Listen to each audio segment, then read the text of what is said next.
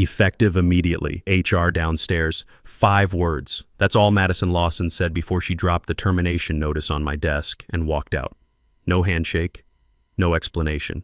Just a piece of paper that would detonate a $285 million merger in exactly 72 hours. She had no idea what she'd just done. I'm Jim Bennett. I'm 50 years old. And I just got fired from Graybridge Defense Systems, the company I'd given 23 years of my life to. I looked down at the notice. Expensive cream paper, the kind they use when they want to make something look official. My name at the top. The date and time stamped across the middle. I checked my watch. It was exactly 12 to noon on a Monday. My $127,000 performance bonus was scheduled to hit my account Thursday at noon, 72 hours from now. Madison thought she was being clever. Cut me loose before payday, save the company money. What she didn't know was that bonus wasn't just money. It was a tripwire connected to the one thing holding her merger together. Here's what you need to understand. That $127,000 was tied to a clause written 12 years ago by the company founder, Colonel William Hutchinson. Bill was a retired Marine, the kind of man who believed your word meant something and loyalty went both ways. When he wrote that clause into my contract, he made sure nobody could ever strip away what we'd built together. The clause was simple. Once that bonus paid, full ownership of our core defense protocol, the ironclad system, would automatically transfer to me, not symbolically, legally. And without that system, Graybridge had nothing to offer Sentinel Defense Group. Madison had just armed a bomb she didn't know existed. I signed the termination notice without a word. My hand didn't shake. I stood up, grabbed my coat, and headed for the elevator. HR was waiting in the lobby like they were escorting a criminal. I nodded and kept walking. On my desk, I'd left a small black USB drive. I saw Madison glance at it as I passed her office. She probably thought it was my backup, proof she'd secured everything she needed. That drive was empty, had been for years. Every real backup, every line of code for the ironclad system was locked behind biometric encryption only I could access. I got in my truck and drove home. The city looked normal, people going about their Monday. Nobody knew that in 72 hours, the biggest defense merger of the year would collapse, and it would all trace back to 5 words in an office. When I walked through the front door, Carol was in the kitchen. She took one look at my face and set down her coffee. "Jim?" I got fired. "What happened?" Madison walked into my office at noon and handed me a termination notice. Effective immediately. Carol's been my wife for 25 years. She's seen me through 8 years in the Navy, through all-nighters when systems crashed, through crises that would have broken other marriages. But this was different. Ashley's a senior in college, Brian's a junior, we've got tuition payments and a mortgage. Why would she do that? Because she's trying to cut me out before my bonus pays. She thinks she's saving $127,000. And the clause, she just triggered it. In 72 hours, I'll own the ironclad system. Not Graybridge. Me. Carol pulled out the chair across from me. What about the merger? Dead without it? She was quiet for a moment. Then she said something I wasn't ready for. "Jim, you've given them 23 years. What about us? What about Ashley and Brian? What about your health?" That hit harder than the termination. 3 months ago, my doctor told me my blood sugar was too high. Pre-diabetes. He said I needed to cut stress, lose weight, maybe think about early retirement. I'd promised Carol we'd go to Montana for a month when this merger closed. Just us, a lake, and no phones. I know what I promised. Do you? Because you've been talking about retirement for 2 years and you're still there every weekend. This is different. How? Because Bill trusted me to protect what we built. And Madison just tried to destroy it because she didn't bother reading the contracts she's supposed to be managing. Carol studied my face. She wasn't angry, just tired. Then finish it. But when this is over, we're going to Montana. No arguments. Deal. I went upstairs to my home office and powered up my workstation. A countdown clock appeared on screen. Red numbers ticking down. 71 hours, 58 minutes, 42 seconds. Let me tell you about Bill Hutchinson. I met him 23 years ago when I was 27, fresh out of my Navy contractor work. Graybridge was nothing back then. Just a warehouse full of engineers trying to build cybersecurity for military contracts. Bill saw something in me that first day. Maybe it was the discipline from my service. Maybe it was that we both believed the same thing. If you're going to build something, build it right and protect the people who help you do it. Over the years, I became the guy they called when everything was on fire. In 2020, when a ransomware attack hit the Eastern power grid, I was the one who stayed up 72 hours straight rebuilding our protocols from bare metal. The entire Eastern seaboard could have gone dark. We stopped it with 6 minutes to spare. When the Pentagon needed quantum-resistant encryption for SCADA networks that controlled nuclear facilities, I designed the system. When our biggest client demanded zero-day patches in 48 hours, I delivered in 36. I didn't do it for awards. I did it because that's what you do when you're part of something that matters. 12 years ago, Bill asked me to meet him at a steakhouse in Arlington. It was a Thursday night, both of us exhausted from a week of crisis management. Over bourbon, he told me he'd written something into my contract that nobody else knew about. "Jim," he said, "I've been in this business long enough to see what happens when the wrong people take control. They gut everything that made a place worth a damn. I won't let that happen to what we built." He explained the clause. My annual bonus wasn't just compensation, it was a legal trigger.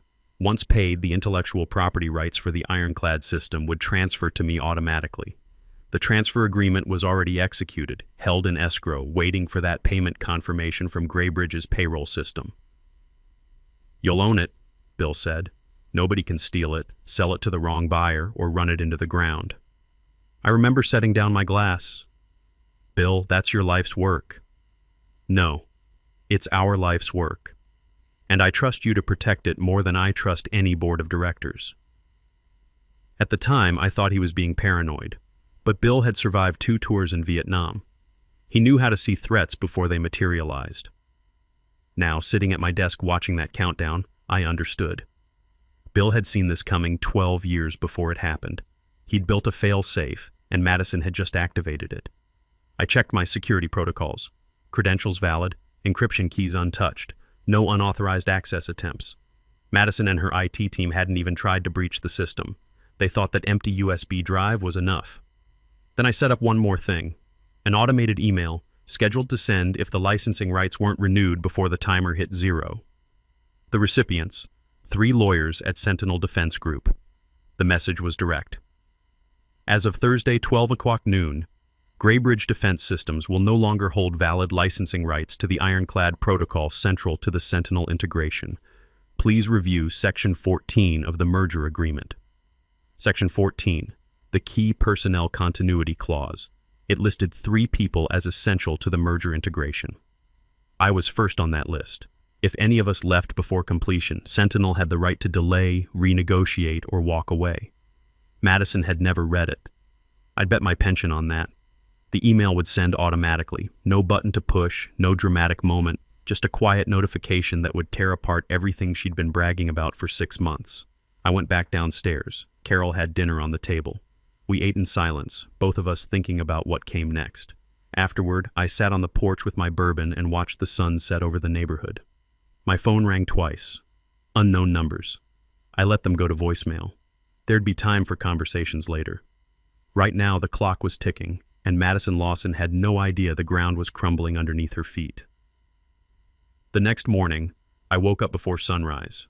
Carol was still asleep. I went downstairs, made coffee, and checked my phone.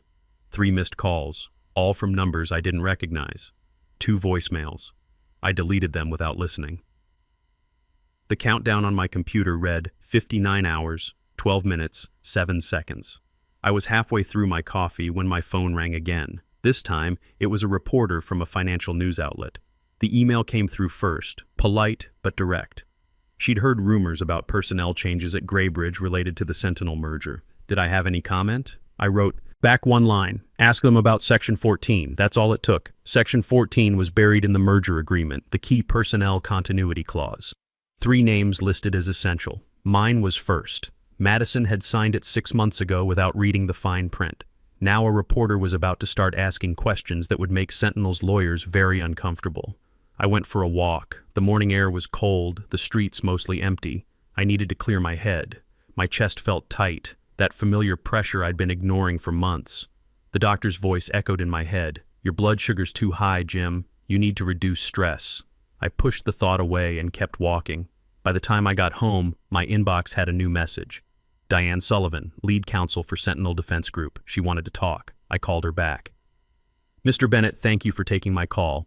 We've had some questions raised about the merger agreement, specifically Section 14. We were hoping you could provide clarity. I kept my voice level. Section 14 is your key personnel continuity clause. You should have the original agreement on file. Yes, we do, but there's ambiguity about the licensing rights if certain personnel are no longer with Graybridge during integration. No ambiguity, I said. The language is explicit. Without my role, the licensing rights for the Ironclad system don't remain with Graybridge. Silence on the other end. Then, would you confirm whether those rights are currently in force? The licensing certificate was last validated while I was employed. My status changed yesterday.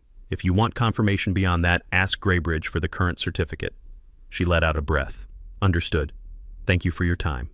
10 minutes later, my inbox exploded. Someone at Sentinel had forwarded an internal email chain to the wrong distribution list, and my address got caught in it. The entire conversation was there. Diane had sent an urgent request to Graybridge's legal team demanding immediate proof of ownership for the Ironclad system. Her email was direct. As per Section 14, the absence of James Bennett from Graybridge employment raises substantial risk to licensing validity. Provide current certification showing active, uncontested ownership. The forwarded chain also showed that Randall Pierce, one of Graybridge's board directors, was now copied. Randall was the pragmatic one, the guy who actually read contracts. He'd be asking questions Madison couldn't answer. I closed my laptop and didn't forward the email anywhere. The less I moved, the more they'd scramble. That afternoon, my phone rang.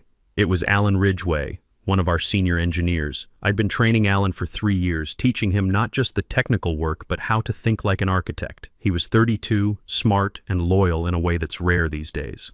Mr. Bennett, I wanted you to know something. What's that? Madison called me into her office this morning. She offered me VP of Engineering, $200,000 salary, said I could start Monday. I waited. I told her I don't work for titles. I work for people who earn respect. Then I walked out. Something in my chest loosened. You didn't have to do that, Alan. Yeah, I did. You taught me integrity matters more than money. I'm not forgetting that because she's waving a bigger check. I appreciate it. One more thing. She asked me where you kept the Ironclad backups. I told her I didn't know. She had IT trying to access your old workstation.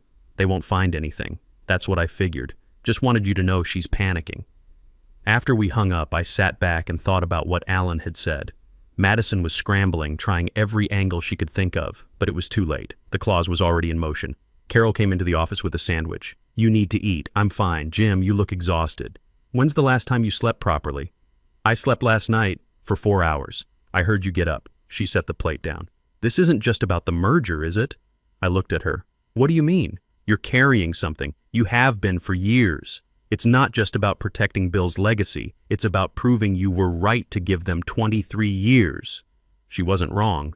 Part of me needed Madison to understand what she'd thrown away, not for revenge, for validation, to know that all those nights, all those weekends, all those times I chose work over family dinners actually meant something. Maybe, I said. Carol squeezed my shoulder. Finish it. Then we're going to Montana and you're going to let this go. That evening, the news broke. Graybridge Defense Systems stock dropped 15%. The financial networks ran alerts. Unconfirmed risk in Sentinel merger.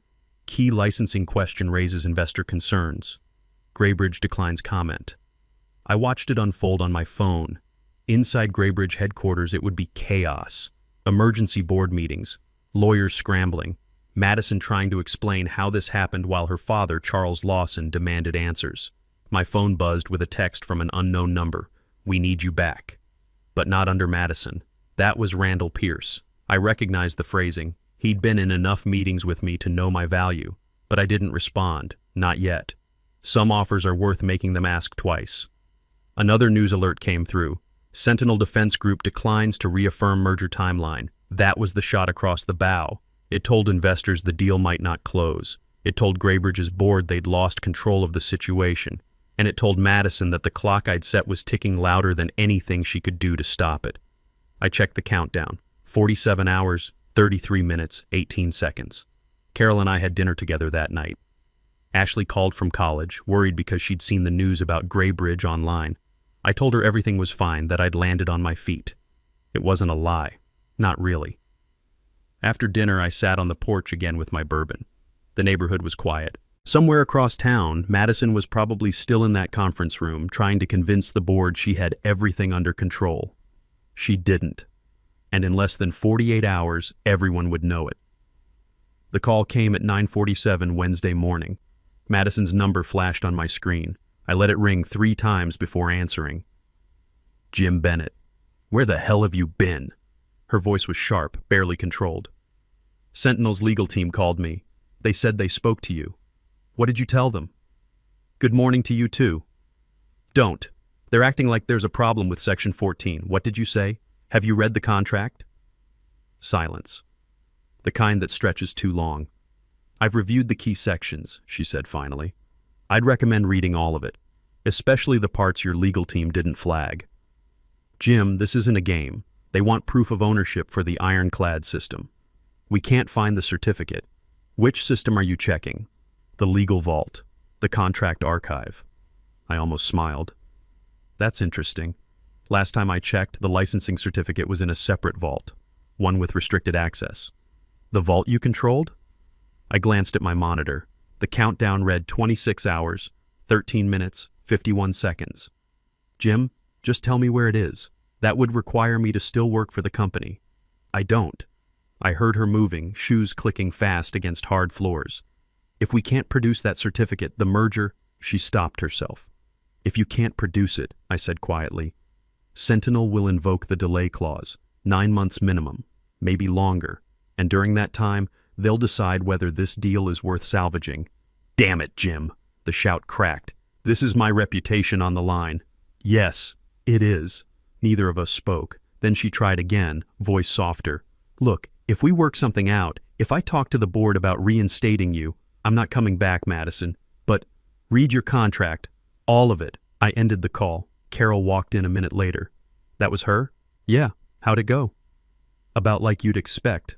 She handed me a glass of water. You look pale. You okay? The tightness in my chest was back, sharper this time. I waved it off. Just stress. I'm fine. Jim, you promised me after this was done. I know. Montana. I remember. She didn't look convinced, but she let it go. An hour later, the market opened and Graybridge stock dropped another 8%. Total decline, 23% in 2 days. The news coverage intensified. Financial analysts were downgrading the stock from hold to sell. One analyst used the phrase, catastrophic due diligence failure. Another called it executive negligence at the highest level. My phone lit up with notifications. Someone had leaked audio from a Graybridge board meeting. I clicked the link. The recording was muffled, but clear enough. Randall Pierce's voice. Madison, walk me through this. You terminated Bennett 72 hours before his bonus payment. The same bonus tied to the IP transfer clause. Did you read that section of his contract? Madison. I was told the bonus was standard compensation. Randall. By who? Because legal flagged this clause 12 years ago when Bill wrote it. It's in the files. Charles Lawson, Madison's father. We'll fix this. We'll offer Bennett whatever he wants. Randall. He won't take it. I already reached out. He's not interested in coming back. Charles. Then we'll sue. Breach of contract. Theft of intellectual property. Randall. On what grounds? The transfer clause is legal. Bill and Bennett structured it as a personal consulting agreement, separate from standard employment terms. It's airtight. The recording cut off. I sat back, letting it sink in. The board was fracturing. Madison's credibility was gone, and Charles was realizing his daughter had just destroyed the biggest deal of his career. That afternoon, another bombshell. Sentinel Defense Group released a statement. Due to unresolved contractual concerns, Sentinel is suspending merger negotiations with Graybridge Defense Systems pending further review. Not terminated, suspended. That was worse. It meant they were keeping the door open while they explored other options. And I knew exactly what option they were exploring. An hour later, my phone rang. Thomas Vaughn, CEO of Sentinel Defense Group. Mr. Bennett, I wanted to inform you personally. We're suspending the Graybridge merger. I saw the statement. There's another reason I'm calling. My legal team reviewed your background. 23 years at Graybridge, primary architect on every major DoD contract they've won. The ironclad system's success is clearly tied to you, not the company. I waited. We drafted an alternative proposal yesterday. A direct partnership between Sentinel and you personally, if you're interested. I looked at the countdown, 14 hours, 8 minutes, 22 seconds. I'd need to review the terms. I'll send it within the hour. Mr. Bennett, I'll be direct. We need someone we can trust. That's you, not Graybridge. After we hung up, I sat there for a long moment. It was really happening. Not just the merger collapse, but everything after. A new path forward, one where I controlled the terms. The news broke fast. Sentinel suspends Graybridge merger. Defense deal in jeopardy over personnel dispute. CEO's daughter faces board scrutiny. I found a live stream from outside Graybridge headquarters. Madison was leaving the building, surrounded by security, reporters shouting questions. Her face was pale, jaw tight, eyes straight ahead. The caption scrolled across the bottom. VP Madison Lawson declines comment on merger suspension. Social media exploded. Someone found Madison's LinkedIn, where she'd posted about the merger 3 months ago. Proud to lead this transformational partnership. The future of defense technology starts here. The comments were brutal now. People were calling it premature, arrogant, uninformed. My phone buzzed. An email from Vaughn. Subject: Partnership Proposal, Bennett Defense Solutions. I opened it. The terms were generous. 3-year consulting contract, $15 million total compensation, equity stake in the ironclad deployment, complete creative control over technical decisions, part-time work, remote when possible. It was everything I'd wanted and never asked for. I forwarded it to my attorney with a note. Review this. I think we have a deal. His response came back in 5 minutes. This is excellent. Better than anything Graybridge ever offered you. Let's move forward. That evening, Carol and I sat on the porch. The sun was setting, painting the sky orange and purple. She held my hand, something she hadn't done in a while. It's almost over, she said. Yeah. How do you feel? I thought about that. Tired, relieved, ready to be done. No regrets? About leaving Graybridge? No. About the 23 years? Some days yes, some days no. I built something that mattered. That counts for something. She squeezed my hand. It counts for a lot. The countdown on my monitor upstairs read 11 hours, 42 minutes, 6 seconds. By tomorrow noon, the ironclad system would be mine. Not Graybridge's, not Madison's, mine. And then I could finally let it all go.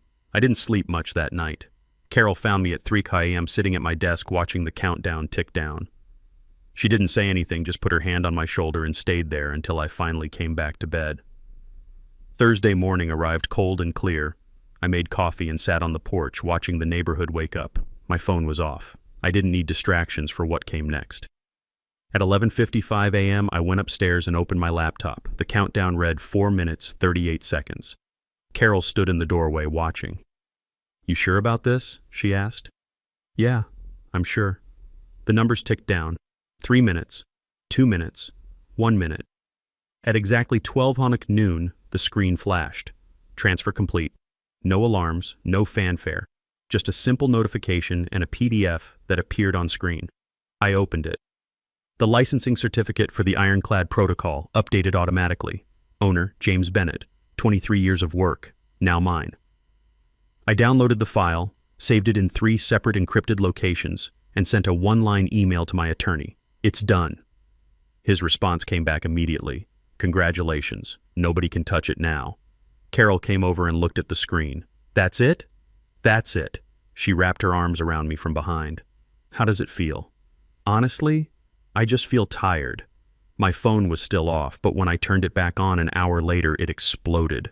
43 missed calls, 67 text messages. My voicemail was full. The news had already broken.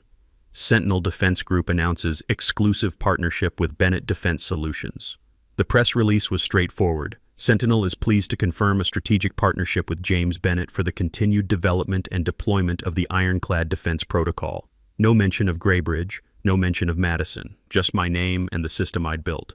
One of the texts was from Alan. Sir, I saw the news. Does this mean what I think it means?